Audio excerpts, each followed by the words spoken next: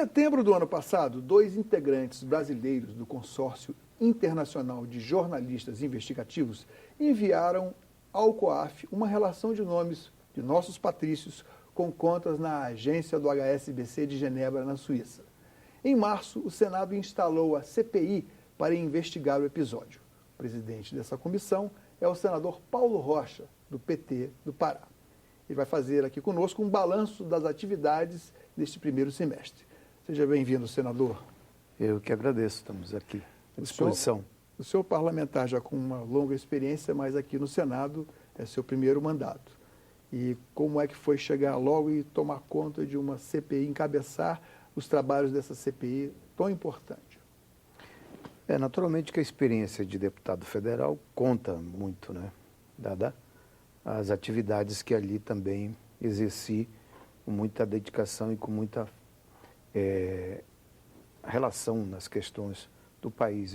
Ali eu vivi grandes momentos, desde o processo do impeachment, na CPI do orçamento, enfim, os momentos, né, históricos da política brasileira.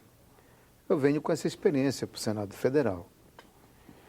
E a CPI,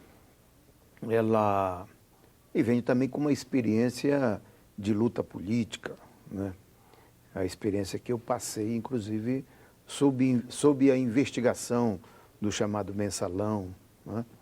Onde eu vivi pessoalmente os problemas. E mais de uma vez o senhor fez questão de reforçar que essa experiência tem conduzido mais ou menos a sua linha de pensamento, onde o senhor tenta colocar as coisas em um determinado equilíbrio. Exatamente. Eu acho que nós estamos numa democracia consolidada, onde as entidades, os órgãos públicos estão funcionando em pleno vapor, o Ministério Público tem a sua autonomia, a Polícia Federal tem sua autonomia, enfim, então nós estamos vivendo numa consolidação da democracia.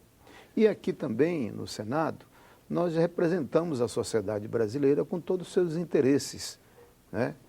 Que são produtos da sociedade. Aqui tem a bancada de representação de todos os setores da sociedade, dos evangélicos, dos militares, dos trabalhadores, dos empresários, a bancada ruralista, enfim, aqui nós representamos o conjunto da sociedade. Senador, eu acho que, desculpe interromper, mas para o telespectador é interessante a gente tentar retomar uma certa cronologia dos fatos, né? Primeiro, os jornalistas levaram ao COAF, que é um Conselho de Atividades Financeiras, que é obrigado a notificar qualquer movimentação que considera atípica, por volta de R$10 mil, qualquer movimentação, transação de uma instituição financeira para outra tem que ser comunicada. Então, mas a lista considerada original foi produto de um vazamento. Isso criou, em princípio, um obstáculo, primeiro, para que o governo, as autoridades financeiras do governo brasileiro tomassem a iniciativa de investigar.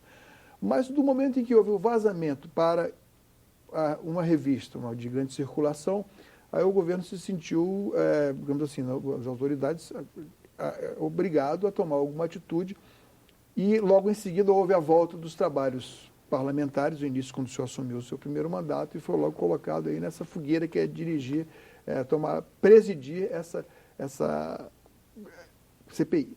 Como o senhor vê esse fato de que a lista, tendo sido produto de um vazamento, ela não permitir, quer dizer, esse continua a ser o grande entrave até hoje.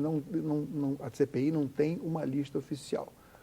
Eu acho que, primeiro, como se inicia as CPIs? É a partir de uma denúncia de um fato determinado. No caso, foi a partir de uma denúncia da imprensa, dos jornalistas investigativos.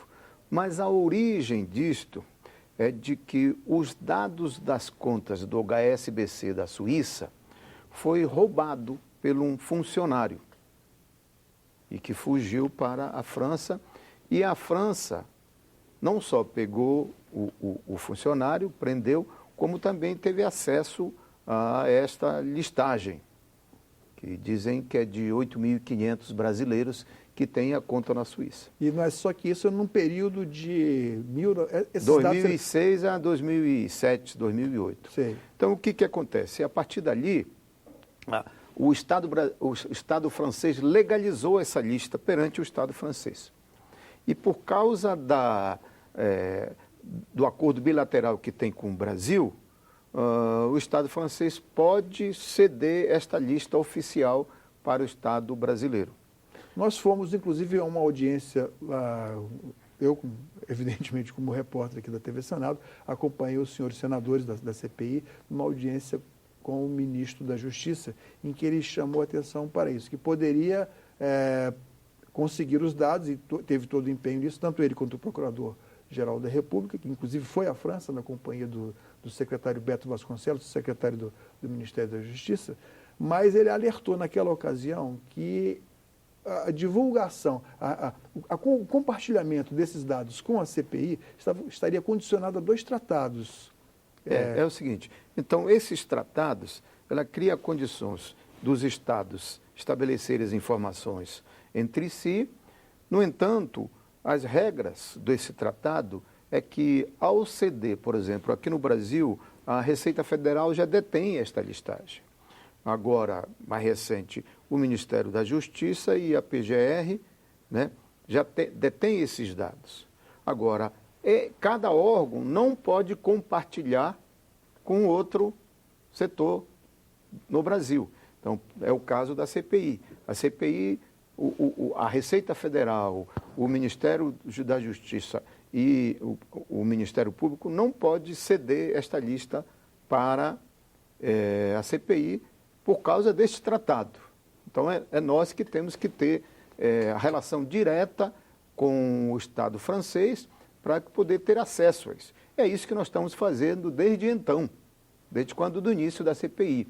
No entanto, a decisão da Justiça da França é que não dei para a CPI, porque cedeu, a CPI, lá no caso deles, não tem o papel como aqui no Brasil nós temos o papel de substituir, inclusive, o Poder Judiciário nesse processo de investigação. A CPI aqui está apta, tem prerrogativas, inclusive recentemente reconhecidas pelo Supremo Tribunal Federal, prerrogativas de investigação que certamente no organograma, nas leis francesas, são diferentes. Então, exatamente. Aí o que a CPI tentou fazer, na verdade, foi... Não, nós tentamos ir atrás desta listagem, até agora não foi cedida. Aí que entra a questão do funcionamento da CPI.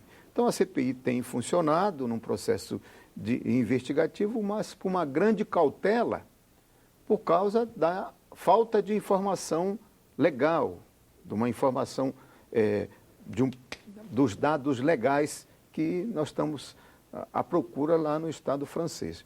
Então, a CPI tem feito as ouvidas, como nós fizemos, o rotineiro de uma CPI. Ouvir as pessoas, ouvir especialistas, ouvir os acusados, ouvir autoridades, como nós já fizemos até então. O presidente do COAF, os secretários da Receita Federal, o atual, o doutor Jorge Rachid e os anteriores. Os anteriores, especialista, como o doutor Heleno Torres, que é um grande especialista nessa coisa fiscal, nessa coisa e tal. Porque ali, um papel da CPI, além de investigar, é propor legislação capaz de brecar esse tipo de evasão. Na sua opinião... No fundo, é uma evasão de divisas para o exterior. Está bem claro que a nossa legislação é falha nesse ponto.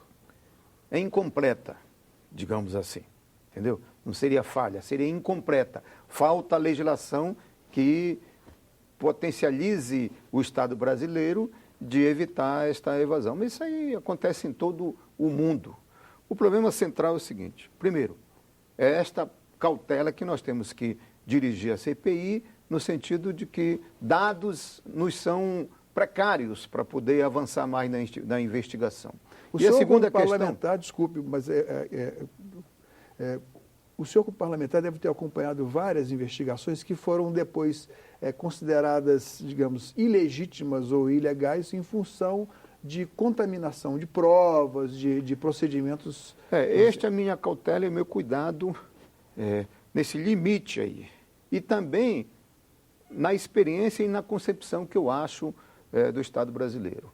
Eu não vou dirigir uma CPI para poder fazer espetáculo ou colocar em xeque o Estado de Direito do cidadão, do Estado brasileiro, e avançar nos direitos individuais do cidadão, entendeu?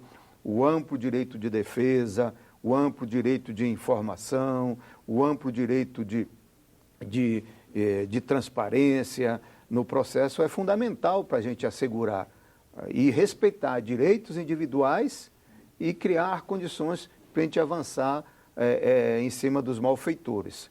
Então, o que é que se coloca como desafio para a CPI? Primeiro, não é proibido ter contas lá fora. Não é crime o cidadão ter contas lá fora. Agora, tem que ir pelas vias legais. O Banco Central, etc. e tal. Informar o Banco Central, informar a Receita Federal. Então, aí tem dois tipos principais desta evasão. Primeiro, o cidadão que ganha muito dinheiro e que quer fugir do fisco. Então, abre conta lá fora. Sonegação fiscal. Os casos sonegação fiscal. No caso dos paraísos fiscais, etc, etc. E o dinheiro escuso. Dinheiro do bicho, o dinheiro da corrupção, o dinheiro do tráfico. Aí tem tráfico de todo quanto é jeito. Tráfico de droga, tráfico humano, tráfico de armas, etc. Então, a diferença, quer dizer, o desafio da CPI é exatamente separar o joio do trigo, entendeu? Então, ou tem empresários brasileiros que têm empresas lá fora, por exemplo, né? Então, ele pode optar de ter depósito na Suíça. Senador, então, já que o senhor falou nisso... Então, a questão é a seguinte. Primeiro, nós não temos esses dados legais e, ao mesmo tempo, temos indícios. Então, até então, nós estamos trabalhando em cima de indícios, em cima de buscar rumos. Inclusive, fizeram uma correspondência com base nos dados que já foram repassados pela Receita Federal, daqueles que... Receita Federal, COAF e Banco Central, vocês chegaram a cerca de 410 nomes, para os quais mandaram correspondência para que esclarecesse. Dando a chance do cidadão, ele mesmo tomar a iniciativa de informar, né, aquilo que... Então, com todas essas iniciativas, nós avançamos naquilo que pudemos, inclusive na quebra de sigilo bancário de alguns. Cerca de 21 foram quebrados. Aí, naturalmente, que cada um se move. Foi o caso de 2 cidadãos que foram bater no Supremo Tribunal Federal para dizer que a CPI estava avançando nos seus direitos individuais, etc. Acabou que a CPI... O Supremo deu razão à CPI. Deu razão à CPI, que a CPI pode quebrar sigilos bancários. No entanto, também outros se moveram pedindo a reconsideração através de seus advogados. Foi o que aconteceu esta semana, ontem, uma sessão, vamos dizer, a reconsideração de 6 requerimentos daqueles que se sentiram, vamos dizer, ameaçados.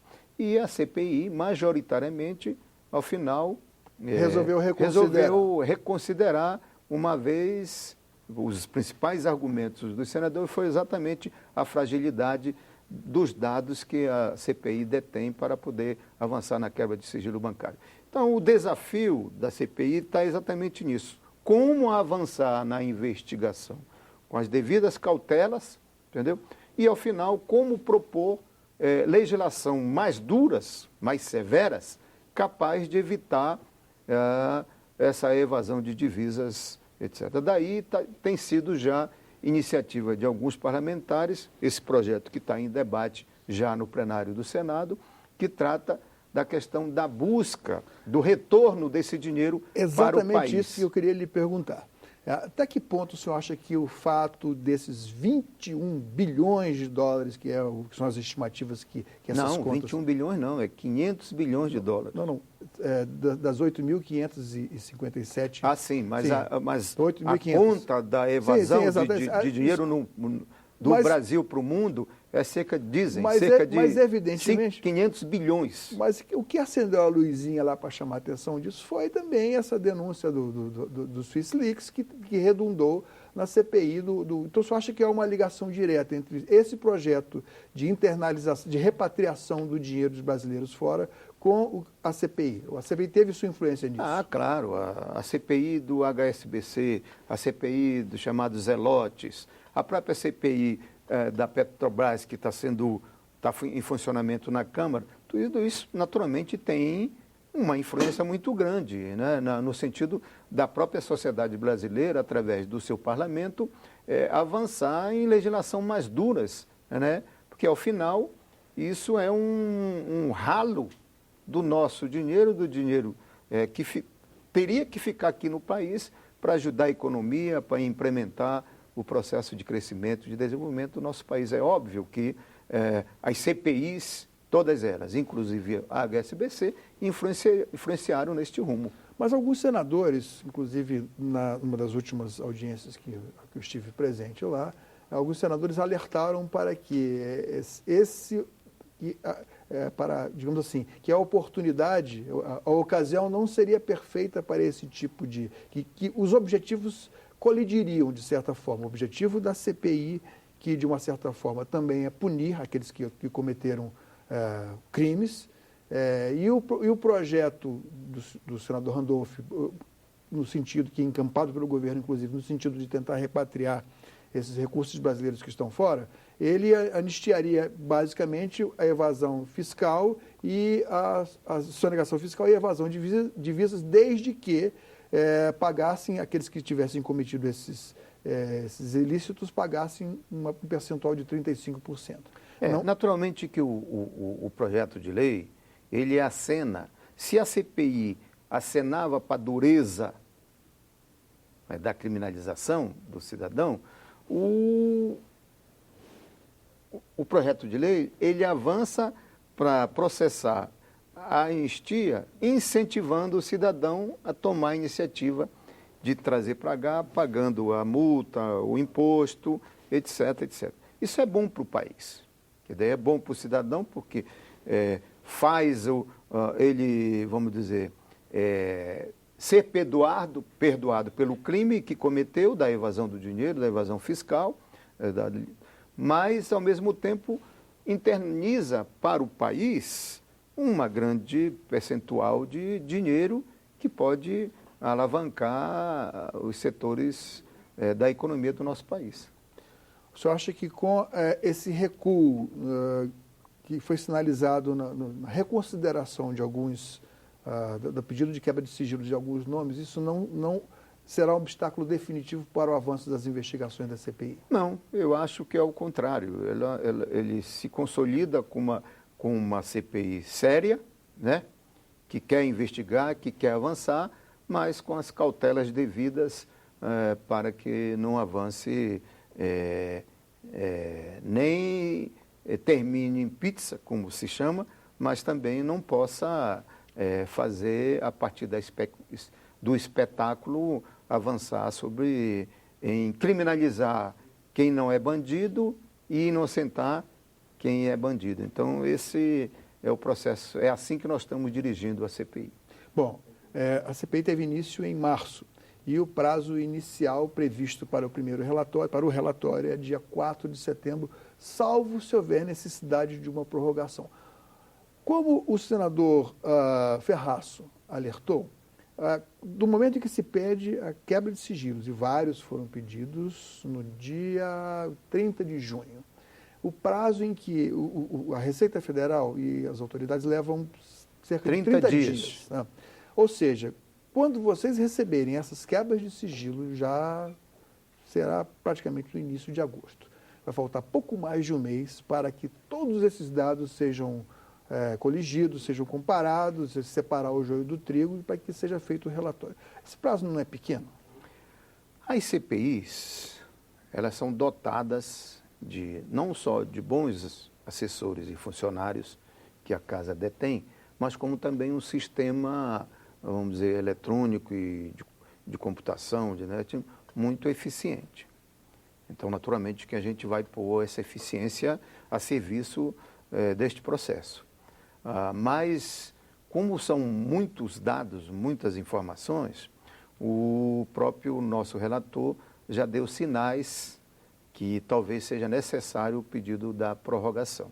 Mas isso vai ser assunto para debate na volta após o recesso, que nós teremos aí basicamente um mês para trabalhar no avanço da investigação, quem sabe avançar na quebra de outros sigilos, né, que tem lá, nessa audiência de 30 de junho, era 51 relatores, 51 requerimentos, e foram aprovados, porque foram retirados vários, por causa exatamente da falta de informação mais contundentes, foram aprovados só 21. Então, quer dizer, a CPI, a própria CPI pode avançar em mais quebras, né? E, ao mesmo tempo, o relator já trabalhar no material que já tem daqueles que já foram informados e outras informações que chegam continuamente na CPI. Uma outra tendência, vista numa das últimas reuniões, antes do recesso, era de que esses trabalhos aguardassem a aprovação, a provável aprovação do projeto de repatriação desses recursos brasileiros. Porque uma vez, para que aí então, comparando os nomes com os nomes que já se tem das informações da Receita Federal, com aqueles que não, retirando da lista aqueles que resolveram repatriar os recursos. E os que não tivessem repatriado, então, seriam alvo de uma investigação mais aguda, sim. Essa proposta foi colocada, mas ainda não foi votada, na verdade. Não, então, foi levantado por alguns senadores na sessão de ontem de que haveria uma incongruência se a CPI avança com uma investigação mais profunda e mais firme, né? Vem um projeto no plenário do Senado, digamos assim, anistiando. Eu acho que as duas coisas podem avançar, porque, com certeza, nesse número de contas da SBC, tem a conta dos malfeitores, do jogo do bicho, foram além da sonegação, da corrupção, aqueles que foram além da sonegação, apenas da sonegação fiscal. Quer dizer, tem essa dinheirama através desses mandatos. Então, quer dizer, quem sabe, pós a aprovação deste projeto de lei, né, de repatriar, quem sabe se a CPI não fica exatamente com esse material mais concreto, né, para avançar nesta outra área de dinheiros lá fora, produtos de malversação aqui, ou de negócios escusos, enfim. Acho que por isso que o meu encaminhamento foi esse. Avançamos na investigação e, ao mesmo tempo, vamos dialogar com o plenário do Senado para que a gente aprove o projeto de lei capaz de não colocar incongruência no papel da CPI. A CPI pode avançar na investigação sem nenhum problema, ao mesmo tempo que aqueles que têm a boa ideia de ser perdoado pelo problema da evasão, da sonegação fiscal, ele tem a oportunidade, através dessa legislação, de retornar com seu dinheiro para o Brasil, ajudar na economia e, ao mesmo tempo, pagar as multas e o imposto devido por esta sonegação. Muito obrigado, senador, pela sua presença aqui no nosso programa. Eu que agradeço. Muito obrigado. Cidadania conversou com o senador Paulo Rocha. Ele fez um balanço da CPI do HSBC no primeiro semestre das atividades parlamentares. Mande suas críticas e sugestões para nós. Ligue para o Alô Senado 0800 61 2211 ou acesse www.senado.leg.br/TV. Obrigado pela sua atenção e até o próximo Cidadania.